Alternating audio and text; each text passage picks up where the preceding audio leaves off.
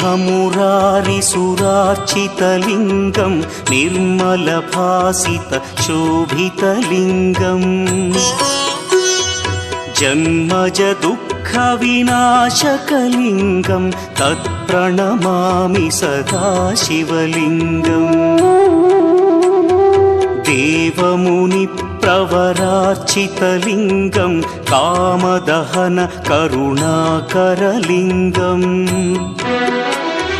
रावणदर्पविनाशकलिङ्गं तत्प्रणमामि सदा शिवलिङ्गम्